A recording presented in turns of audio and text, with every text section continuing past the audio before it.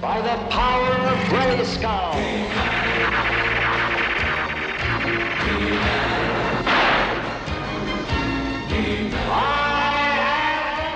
Number 10. Gran Amir from the original series. This is one of the only minor characters that hasn't transitioned from the original series, which is a shame because he's a really cool and unique character that shows off more of the magical creatures from Eternia. Gran Amir is a dragon that was introduced in the episode The Dragon's Gift, where He-Man and Teela seek his help after Skeletor turns Man-at-Arms into a crystal statue. From there, Gran Amir appeared in a total of 4 episodes of He-Man and 1 episode of She-Ra. I like the character mostly because he has a great personality being a grouchy old man, but one who is still wise enough to ask for He-Man's help whenever he needs it. Plus, much like how Sortek showed off the technological side of Eternia, Gran Amir showed off the interesting world of dragons and how they play a major role in keeping the magic of Eternia balanced. I really wish that someone would bring back the dragons from the original series into one of the new He-Man TV shows, as all we've gotten since then have been the generic dragons from the 2002 reboot. But it looks like we'll have to settle with the classic episodes of Gran Amir and his people. By the power of Grayskull!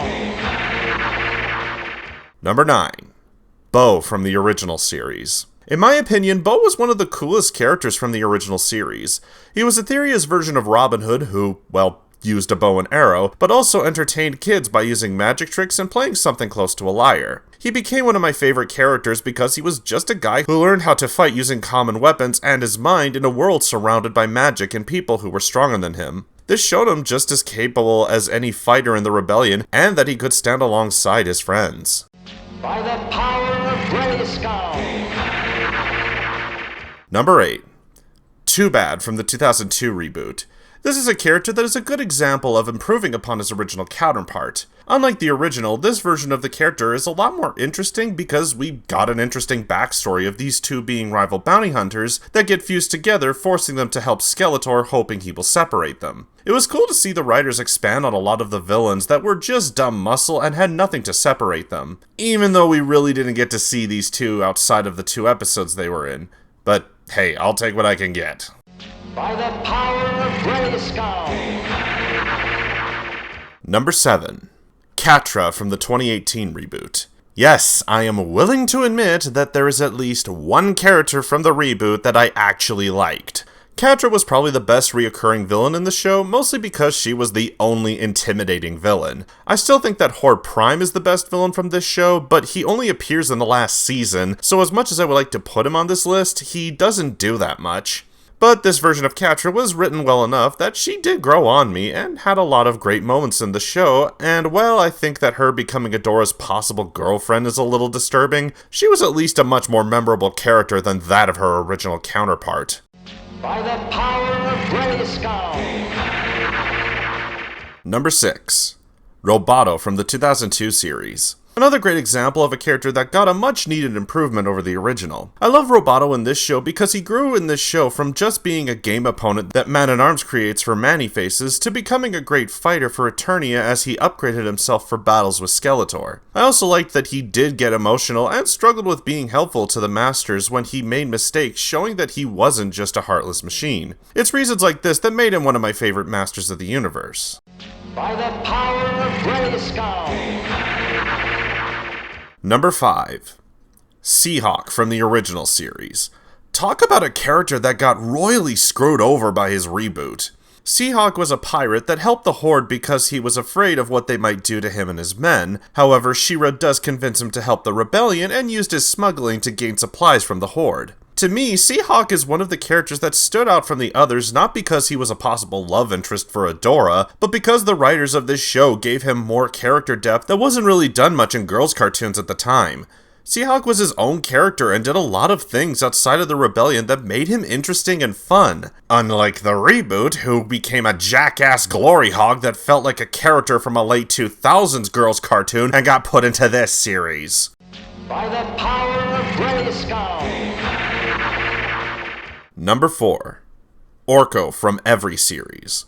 If there's one constant about the He-Man shows is that no matter which version you watch, Orco is a highlight of any series. Orco is what I think of when writers succeed in writing a childlike character who isn't annoying or unwatchable. I'd say that the best one was from the original series, mostly because there were more episodes of him with some of the best moments of the franchise. While other versions were still memorable and have their own best episodes, the original is still my favorite for getting the most lore and backstory that was continued through Revelation. By the power of Grayskull. Number 3.